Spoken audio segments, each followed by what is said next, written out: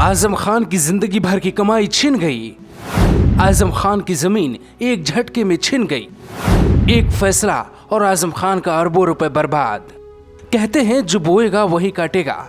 आजम खान के साथ ऐसा ही हुआ।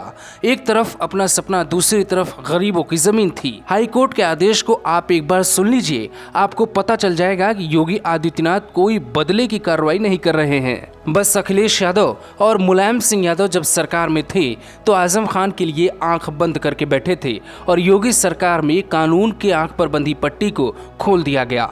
मस्जिद भी आजम खान ने अवैध जमीन पे बनवा दी और बात पाक साफ की करते हैं। आजम खान ने मुलायम के आशीर्वाद से गरीबों की जमीन छीन ली थी। इलाहाबाद हाई कोर्ट ने कहा है आजम की जमीन अब सरकार की हो गई है। करीब 4 से 71 एकड़ जमीन में सिर्फ 12 एकड़ आजम खान की जमीन होगी। आजम के अरबों की जमीन एक झटके में योगी सरकार ने अपने नाम पर कर ली है। पूरी कहानी सुनेंगे तो आप भी कहेंगे लाल बत्ती के सहारे आदमी चाहे जितना पाप कर ले, लेकिन एक दिन भुगतना उसे यही पड़ता है। अब आपको समझाते हैं आखिर कैसे कहानी बदली। मौलाना मोहम्मद अली जौहर ट्रस्ट रामपुर की कुल 4 से 71 एकड़ जमीन अब सरकार की हो गई है।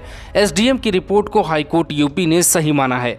यूनिवर्सिटी के लिए 7 नवंबर 2005 को मुलायम सरकार में नियम ताक पे रखकर अवैध रूप से 449 एकड़ जमीन आजम खान के ट्रस्ट के नाम कर दी गई थी। अब आपको बताते हैं कोर्ट ने क्या कहा। अनुसूचित जाति की जमीन बिना जिलाधिकारी की अनुमति के अवैध रूप से ली गई थी। शैक्षणिक कार्य के लिए ली गई जमीन पर मस्जिद कैसे बन गई।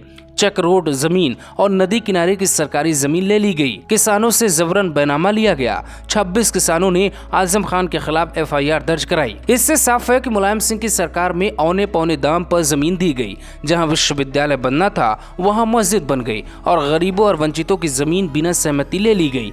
मुलायम सिंह यादव पिछड़ों की राजनीति करते हैं, लेकिन उनकी ही सरकार में रामपुर में पिछड़ों और दलितों को सूली पे चढ़ा दिया गया, जिसकी पुष्टि अब कोर्ट ने अपने आदेश में कर दी है। आजम खान की जमीन छिन जाना कुछ वैसा ही है जैसे किसी का सपना अचानक टूट जाना, लेकिन किसी का सपना अचानक नहीं टूटता, क्योंकि अगर सपना ही गलत तरीके से देखा जाएगा तो वो एक दिन ऐसी हालत में जरूर पहुंचेगा।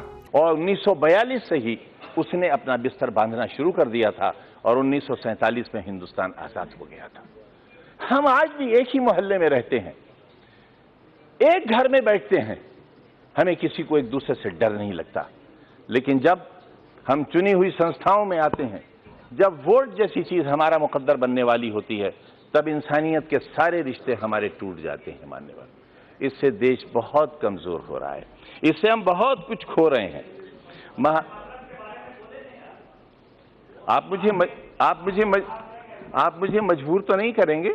मैं आपसे ये कब कह रहा हूं कलमा पढ़िए आप। मैंने आपसे कब कहा कि कुरान की आयतें पढ़ी जाएं। यहां ये लोकतंत्र का मंदिर है, ये संविधान का मंदिर है।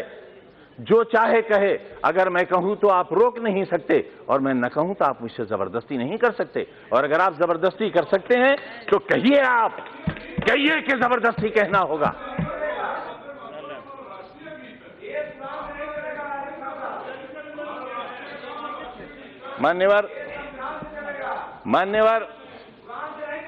मान्यवर संविधान से चलेगा, यही तो हम भी चाहते हैं, यही हम चाहते हैं। अगर संविधान में कहीं किसी मजहबी किताब का कोई श्लोक, कोई आयत पढ़ने के लिए कहा गया हो, मैं सबसे पहला व्यक्ति होऊंगा जो इस हुक्म पर नतमस्तक करूंगा। मानो संविधान को। मैं भी यही कह रहा हूं, हमें संविधान को मानना चाहिए।